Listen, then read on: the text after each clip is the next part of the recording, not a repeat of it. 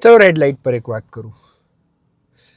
તારે ઘરમાં બેસી અને માત્ર છોકરા સાચવવાના છે અને ઘરમાં મોજ મજાને એશો આરામ કરવાના છે. મારે ઓફિસમાં જઈ બોસની ગાળો ખાઈ ઓવરટાઈમ કામ કરી અને આ પૈસા કમાવાનો હોય છે. તને ખબર છે આ પૈસા ક્યાંથી આવે છે?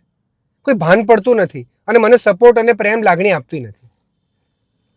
ચિરાગની આ વાત સાંભળીને ચાંદની ડિવાસ્ટેટેડ થઈ ગઈ. એ પોતાના રિલેશનશિપની એક્ઝિસ્ટેન્શિયલ ક્રાઇસિસમાં જતી રહી. કારણ કે આ પહેલી વાર નથી બન્યું. 10 વર્ષના લગ્ન અને એની પહેલાંના 5 વર્ષના કોર્ટશિપમાં ચાંદની આ વસ્તુ ચિરાગ પાસેથી એટલી બધી વાર સાંભળી છે કે ચાંદનીને પોતાના પર ડાઉટ પડવા માંડ્યો છે કે હું એટલી વધારાની અને એટલી આળસુ વ્યક્તિ છું કે આ સંબંધમાં કશું જ નથી આપી રહી. એટ ધ સેમ ટાઈમ એને રેજ પણ આવે છે કે ચિરાગ આવું દર વખતે મને કેવી રીતે બોલી શકે છે. લવ મેરેજ છે અમારા, સાચી વાત છે, મેરેજ છે એમના, પણ લવ ક્યાંક ચાલ્યો ગયો છે. પ્રોબ્લેમ શું છે કે મોટા ભાગે પ્રેમમાં પડતા કપલ્સ એક બેઝિક વસ્તુ ભૂલી જાય છે. પ્રેમથી પેટ નથી ભરાતું અને પ્રેમથી મન પણ નથી ભરાતું.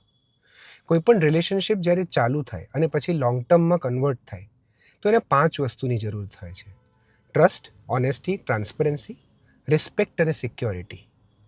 ચિરાગ જેમ જેમ આગળ વધતો ગયો એમ ચાંદનીનું રિસ્પેક્ટ ઓછું કરતો ગયો અને એને સિક્યોરિટી રિલેશનશિપમાં આપવાની ભૂલતો ગયો. પાછો આ એ જ ચિરાગ છે કે ચાંદની માટે મોંઘામાં મોંઘી ગિફ્ટો લાવે છે, એને સારામાં સારી ફોરેન લોકેશન પર ફરવા લઈ જાય છે, એને ક્વીનની જેમ ઘરમાં રાખે છે.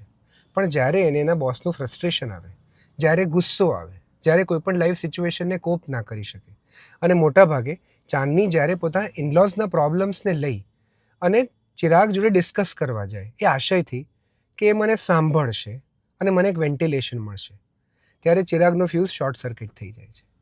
કારણ કે એ બેઝિકલી ચાંદનીને રિસ્પેક્ટ કરવાનું ભૂલી ગયો છે.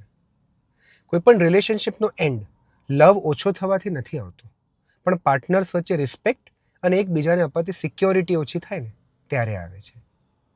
મારી તો થઈ ગઈ ગ્રીન લાઇટ.